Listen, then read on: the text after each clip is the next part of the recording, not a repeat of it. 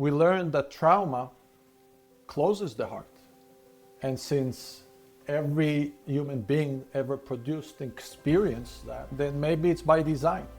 When we close our heart, we actually diminish our light, our energy center, because the heart is not only our sensing center, it's the center of our being. It's the center of our existence.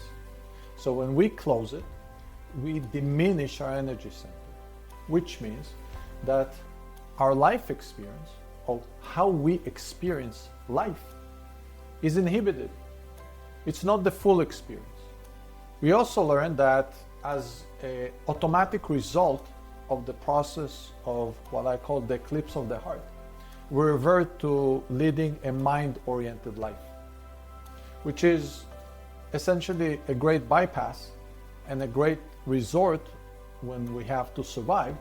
But again, we don't experience life to its full capacity because we don't have complete access to our feeling and sensing. The mind is where our mental cages and fears reside. Therefore, they become more active, right? And that leads to leading a life that is relatively a narrow path, which creates our momentum tunnel, or in other words, our fate.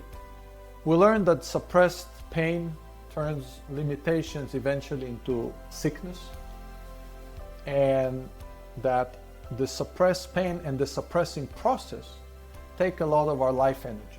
And as we grow, and as we age, and as we evolve, it actually increases the consumption of our life energy, which caps us yet again. What now? So I think it's pretty evident that we need to do something about unlocking the heart, about the getting rid of the armor that we put as a defense around our heart. So the questions are, how do we do that? What exactly it means? And what are the implications of it? So let's start there. Now, the heart, we already discussed that, is the center of our sensation. If we want to unlock and release the armor, the defenses that we have around the heart, that immediately enhances our ability to feel, which is what we want. But what is the first thing that we will feel? The first thing that we will feel is the suppressed pain, because that's the thing that's boiling inside. That's the thing that wants to get released. Therefore, we get stuck in this stage that we understand that we have a limitation. We understand we don't feel fully. One of the things that I hear a lot from people, I feel so much, I just can't express it. It can't come out. Why? Because the armor is there. Yet, when we want to start releasing, the first thing that starts coming out is the pain.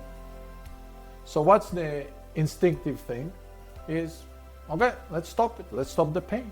And this is what our autopilot tells us. This is what our mind tells us. This is what our unconscious self, that's designed to protect us against pain, tells us. Don't go there. It's not good for you. It's painful. Stay away. Right?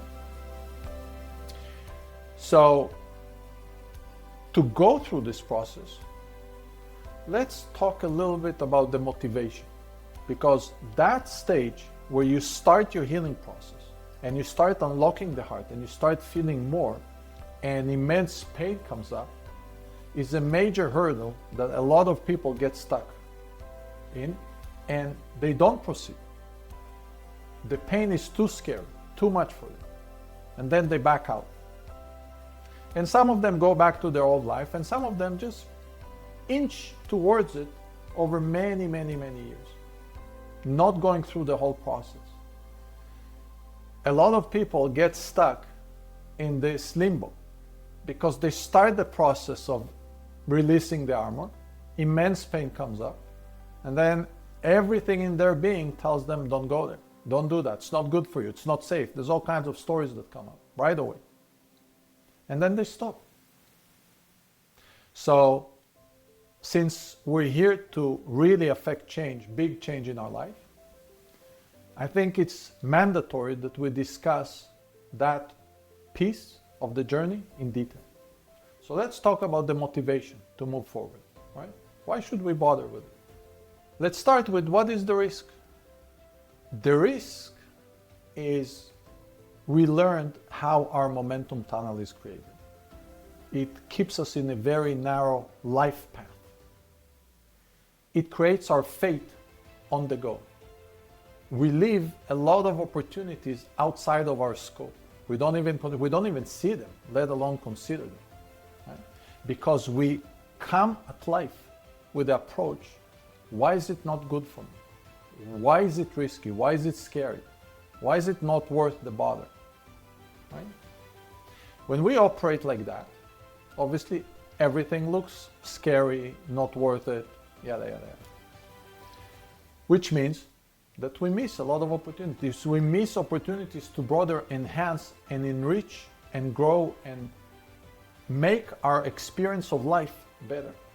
Now, when the pain in the beginning of the healing process comes up, it just reinforces that. It's like, you see, I told you, you shouldn't do that.